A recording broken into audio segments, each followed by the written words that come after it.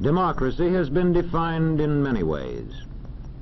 We would all agree that democracy includes government. Let's see if we can, each one of us, sharpen of democracy.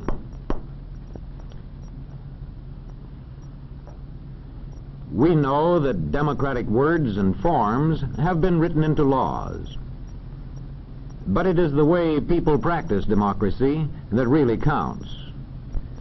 Let's ask this man about defining democracy. He studies communities and the way people live in them.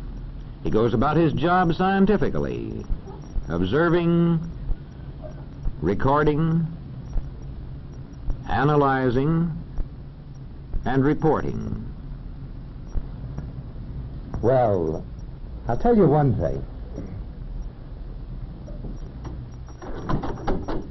Students of society have been reporting their observations and analyses for a good many centuries. And as yet, there is not one single definition of democracy that they would all accept. There's one point, however, they would all agree on, and this is it. In thinking seriously of democracy, one must define his words carefully and use them consistently. When you have your own definitions clear, you know exactly what to look for in a community. Many students agree that two important signs of democracy are shared respect and shared power. Let's take shared respect first. Sharing respect means that each shares the respect of all. Not because of his wealth, or his religion, or his color,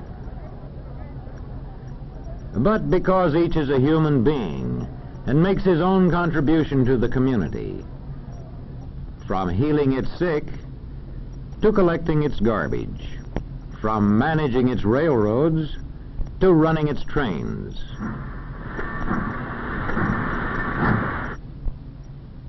One sign of shared respect in a community is that everybody is given a fair chance to develop useful skills and the chance to put these skills to effective use.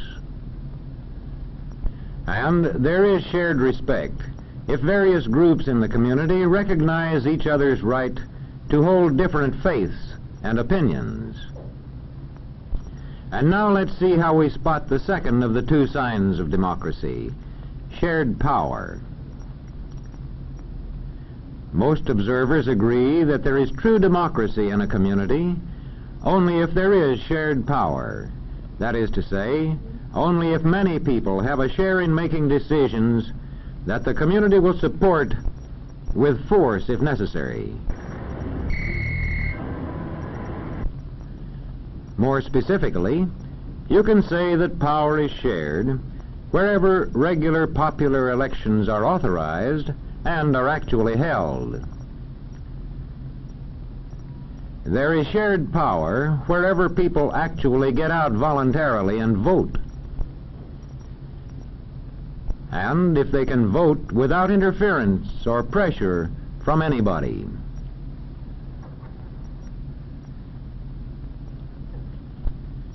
There is shared power if office holders are drawn from representative groups in society. If they include men from the farms, men from the law courts, men from the stores,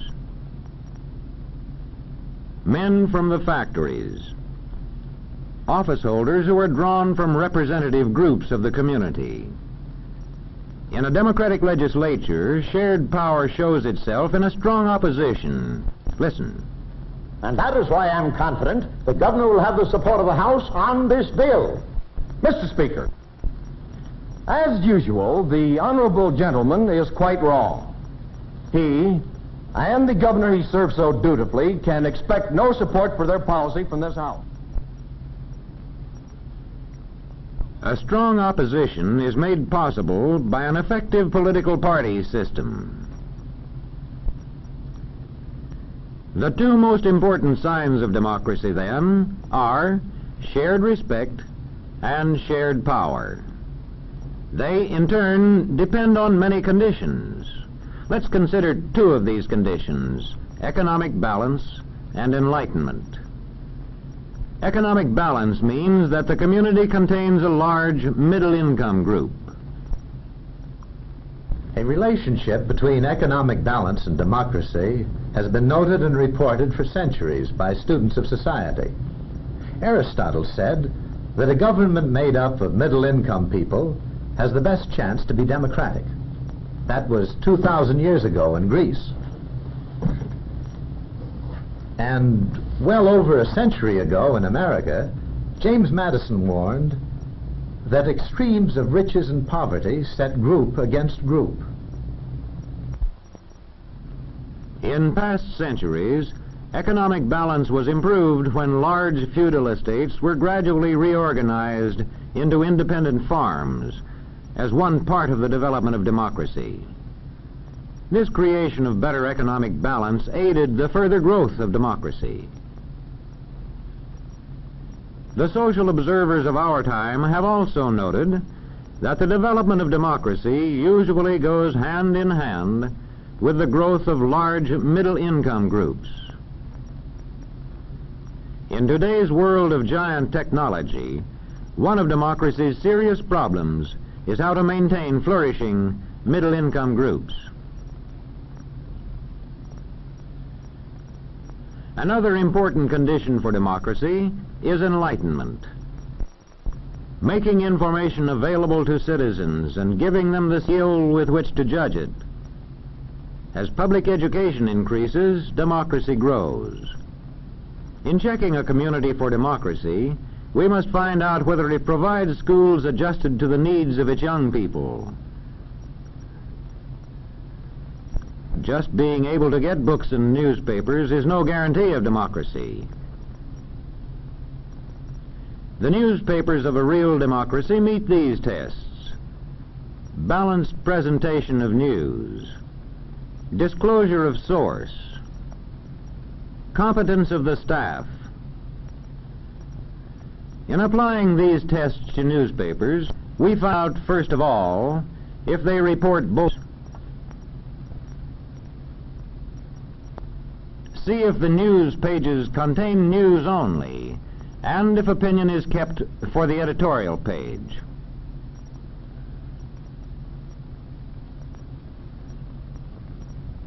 Next, we see if the paper says plainly who publishes and edits it. We know which side they're on.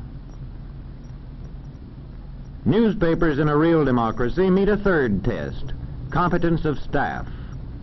This test requires newspapermen to value accuracy and impartiality and to interpret the news skillfully for the public. The competence test also requires newspapermen to use the services of experts. I want 500 words on freedom of the press for our anniversary edition. How about it? But, Professor, you know more about the history of freedom of the press than probably any other man in the country. Yes, that's right. I mean the responsibility of a free press and other forms of communication like the radio and the movies to enlighten the people into democracy. When we examine any democratic community, large or small, or just average, we find that we can separate out two distinct signs of democracy: shared respect and shared power. They, in turn, depend on at least two conditions in the community: economic balance and enlightenment. There is no standing still. The more economic balance and enlightenment, the more shared respect and shared power. Democracy is something that's never finished. It wanes with neglect, and it grows with care. If a community works to balance its economy, and if it works to enlighten its citizens, such a community can achieve shared respect, and it can achieve shared power. By working hard at it, the citizens of any community can achieve democracy.